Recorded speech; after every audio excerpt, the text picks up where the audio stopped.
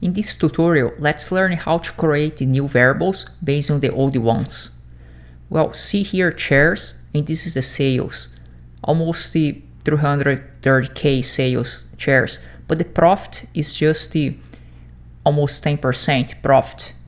But if you see envelopes, the sales is very smaller, but the profit margin is very high, 42%. And this profit ratio here, it's created based on sales and the profit. That means is the profit divided by sales. Let's create the variable profit ratio. Clicking this arrow here and pick create calculate field. Type the name of the variable.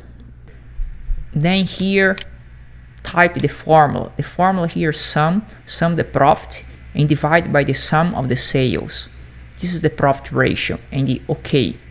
Now let's drag the variable sales to columns and the variable subcategory to rows, and the variable that you create here, this profit ratio, let's drag to columns.